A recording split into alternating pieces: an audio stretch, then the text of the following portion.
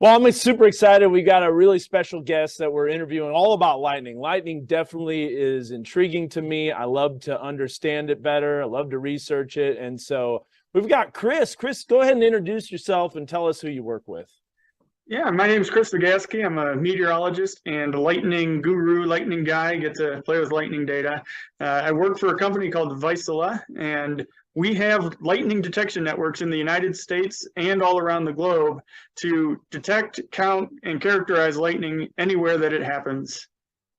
So I understand that one of the reasons we're doing this Zoom interview, first of all, I want to pick your brain about lightning. I know sometimes I ask you questions. Hey, can you check out this lightning strike? Can you detect, the amperage, the current, all that stuff? But you just released your 2022 lightning report, which is across the nation. It's really spectacular. We'll give you kind of a little sneak peek of it. But tell us a little bit more about that, Chris. Yeah, so for the last 5 or 6 years, we've been releasing these annual lightning reports that take a look at how much lightning has occurred, where it's occurred. And in the last couple of years, we've expanded to tell some different stories about the lightning that's happened in the past year and show some things from around the globe as well. So we're really excited to get this out there. It's always a really fun project to work on because we're diving into the data, finding really unique and interesting stories, and we're getting to share them with the people who are really impacted by the lightning. Now, did you do this yourself or do you have a team? Because it's a spectacular presentation. It is really incredible. Yeah, it's a big team effort. There's a group of about 7 or 8 of us that work on this starting in October, so that we can find the big stories, pull the data, analyze the data, create all of these great maps and stylize it up real nice and get it out there right at the beginning of the year. Well, let's give people a little sneak peek as to what they can expect. And so, first of all, we're in Arkansas, and Arkansas really stands out, as you said. You even sent a tweet out and said, "Hey, Dan, you got to check this out because you won't believe where Arkansas sat in terms of the total number of lightning strikes." So, tell us about the data that we're seeing on here. Yeah, so this year we detected 198 million lightning events around the United States. And so a lightning event is any lightning discharge that occurs between the cloud and the ground, which we call a lightning stroke, or within the cloud, and we call those lightning pulses. And Arkansas moved from number 10 last year up to number 6 for counts this year. So you've made a jump. So it was a stormy 2022 there in Arkansas. So 8.3 million total lightning events, both in cloud and cloud to ground, out of the 198 million total that we detected across the country. So not a small percentage either. Wow, that's incredible. And then you also have the lightning density.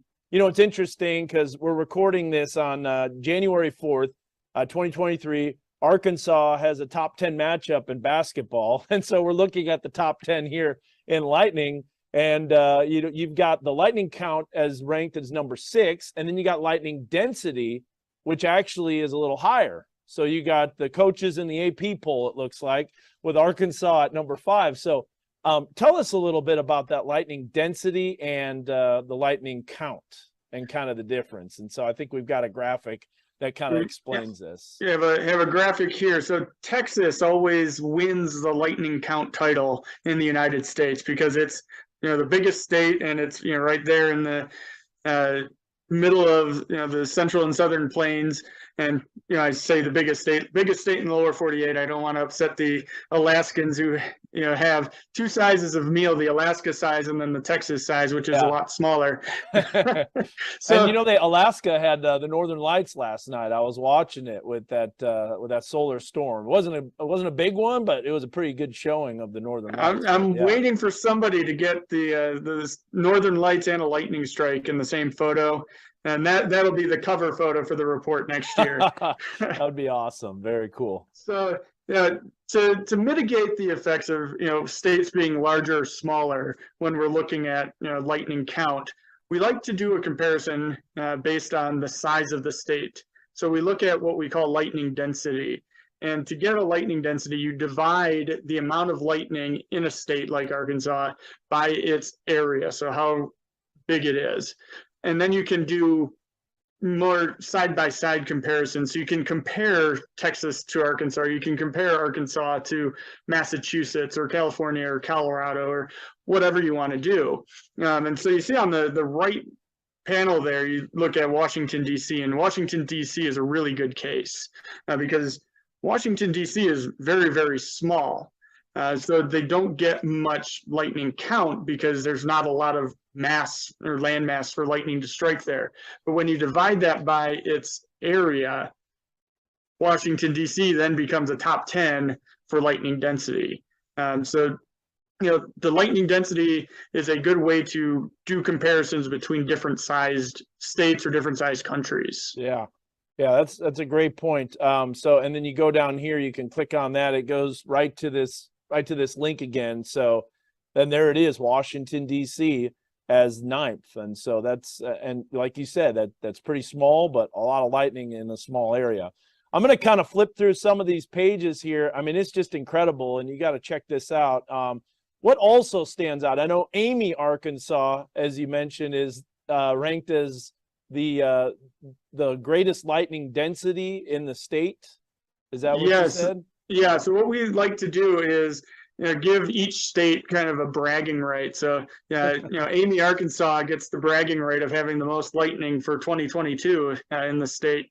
But Four Corners right there, which is the lightning capital of the United States for 2022, had more than twice as much lightning as Amy, Arkansas. And so if you're in Amy, you probably are remembering, it was really loud this year. There was a lot of lightning. I can't believe all the storms. Well, you could go 2 miles west of Animal Kingdom Lodge in Walt Disney World, and you would have had twice that amount. So each state, you can see some big variations there. Alaska, their lightning capital only had 3 lightning events per square kilometer. So the United States, big country, a lot of different types of climate.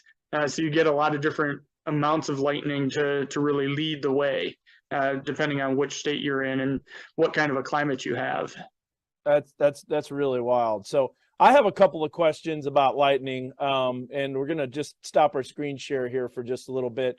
So when I'm looking up lightning, and I'm looking up lightning research using the Earth Network's Total Lightning Network, first of all, how many different networks are there available? And I know this is obviously proprietary. You can't use it. You have to be a part of Vaisala most likely. But tell me how many lightning networks there are. Yeah, so globally there are a number of different lightning providers. So Vaisala, which started detecting lightning in the United States back in 1983, the National Lightning Detection Network, which we own and operates, the longest running and the most scientifically validated network in the United States and around the globe. But companies like Earth Networks, they have a lightning detection network in the United States and some others throughout the world. There's a company in Germany. It's called Nowcast. They make lightning networks. A company called Time of Arrival Systems, they have lightning networks. So lightning is a very important thing to be monitoring. If it wasn't, you wouldn't have all of these companies that are doing it. Yeah. Lightning has major impacts on people, places, power lines, power transmission, distribution centers, starts wildfires, causes delays to sporting events, kills 24,000 people a year around the world. So wow. Yeah. Lightning is a major weather hazard globally. And that's why people like Vaisala are out there monitoring and detecting lightning so that we can help keep people safe, keep the power on, keep operations efficient. I've been sitting in an airplane on the tarmac at Orlando International Airport for 3 hours waiting for a thunderstorm to clear out. So, if you don't want to be stuck on a plane, you want to have good lightning data. If you want your power back on quickly after a storm, you got to have good lightning data. Yeah, absolutely. Very, very important. So how does lightning get detected? How does that work? I've always wondered that myself. Yeah, when lightning occurs, it acts like a giant radio antenna, and it sends electromagnetic waves around the world at the speed of light. And so we have sensors that are distributed around the United States and then another network that's distributed around the globe that are looking specifically for the electromagnetic waves that lightning produces. When the lightning wave reaches one of our sensors, we record the direction that it came from and the time that it got there down to the nanosecond. Wow. And with that information from 2 or more of our sensors, you can then geolocate where it occurred. You can then know when it occurred. You can know how powerful it was. Did it transfer positive charge to the ground or negative charge to the ground? And you can get all sorts of information that is useful in knowing, will this cause damage to a wind turbine? Will this potentially start a wildfire? Is this something that we need to be concerned with? And a lot of this stuff on your lightning, I mean, this is just so comprehensive. There's so many different things that you can check out. I love the volcano that you talked about, because volcanic lightning, boy, one of these days that's on my bucket list. That would be incredible to see. I don't know if I want to be real close to the Tonga volcano when it went off, because those satellite images were spectacular. I mean, just to finally see high resolution satellite data of an explosive volcano. And I don't even remember what the volcanic explosive index was, the VEI was of the time. This one was at least a 5, and it is still doing some minor eruptions under the sea. So there's some work being done to really understand just how big of an eruption this was. And then you have Ian, that came through, major hurricane in Florida. And if you want to understand more about lightning, that's really cool.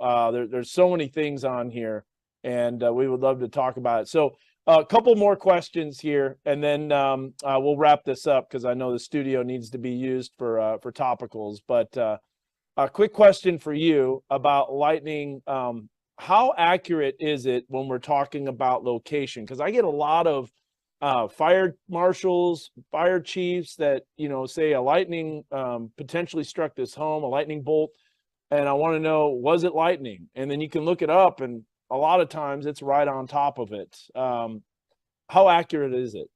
Yeah, we do different analyses with University of Florida and some other researchers to really hone in just how accurate the National Lightning Detection Network is. And a paper was published in 2020 that showed to tall towers like TV transmitter towers or wind turbines that the location accuracy is about 84 meters on average. So that's better than a football field accuracy. Yeah. And across the country, we detect more than 99% of the cloud-to-ground lightning flashes that occur. So that's almost every cloud-to-ground lightning flash that occurs gets detected by the National Lightning Detection Network. That is just absolutely incredible. I know you have some of the historic lightning bolts too, the records, and tell us a little bit about those. Like, how can a lightning bolt travel over 600 kilometers? That is incredible. I mean, it must have been like an anvil crawler of epic proportions. Yeah, so there were 2 new world records that were confirmed last year for the longest length, which was 700 kilometers or something like that, and then the longest duration, which was about 17 seconds. And these occurred in mesoscale convective systems. So the big thunderstorm complexes that move across the United States in the summertime. And so that's where the world record for the longest flash occurred. Do you know what page that's on by any chance, Chris? That's the Argentina page. Okay, let's see here. I'm going to skip. This is all these things you can look at: density, global density. Here we are right here. So I just wanted to make sure everybody was able to see this. Okay, go ahead and continue.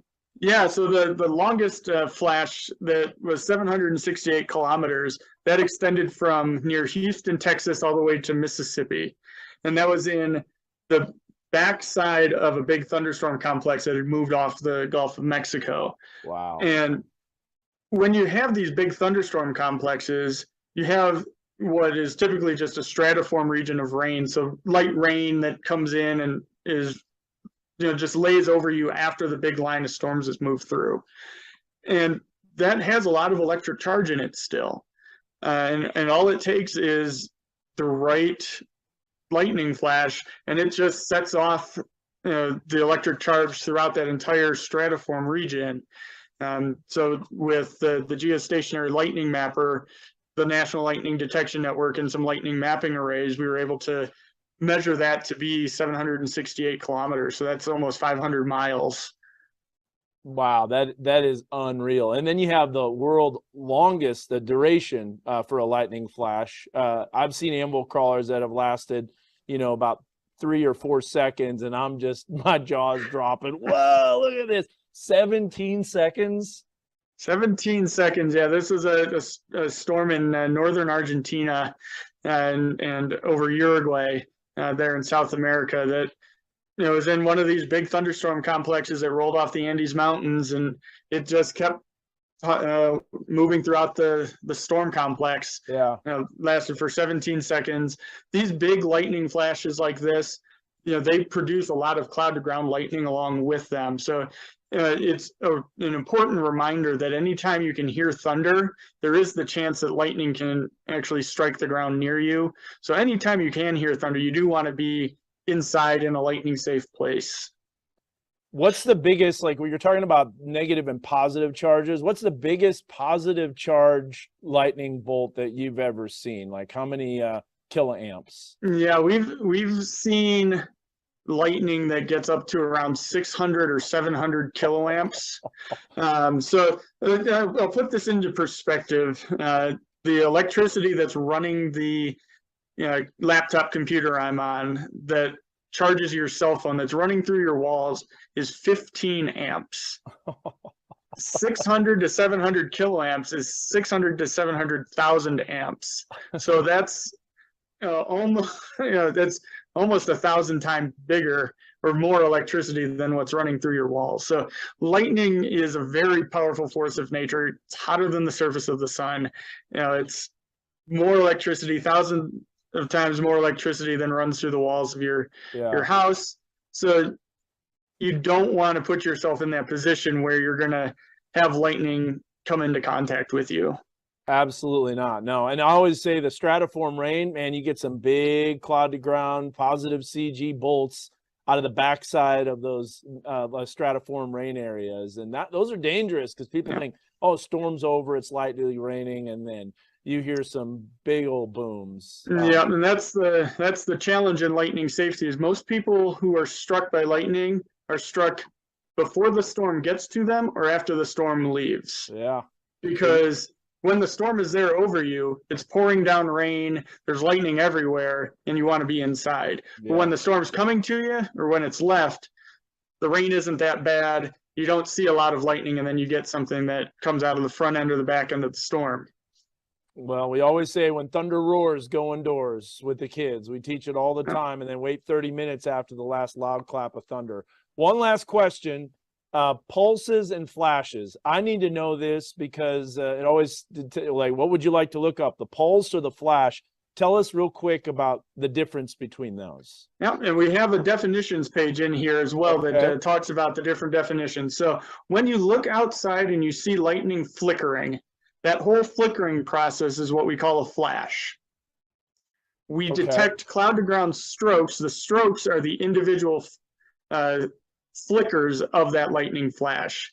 And then pulses are individual pulses of electricity that make up the in-cloud lightning flash. So like pulses, the GLM strokes, and flashes. Yeah, the GLM detects. Okay. Chris, I really appreciate it. I know that you are the lightning Yoda, and smart you are in terms of lightning. Very, very impressive, and always appreciate it. One last thing I want to share is your Twitter handle with those that want to learn more about lightning from, one of the lightning experts, the lightning Yoda, as it says on your Twitter handle. And this, by the way, was your tweet, by the way. And then you'll say you'll be interested to see where Arkansas ended up. So there's your handle at CO Weatherman. Yeah. So, Chris, I appreciate it. Thank you so much. Make sure you follow him and check it out. And you have a good one. All right. Thanks for joining us, Chris. Thanks, Dan. Good talking to you. Yeah, good talking to you.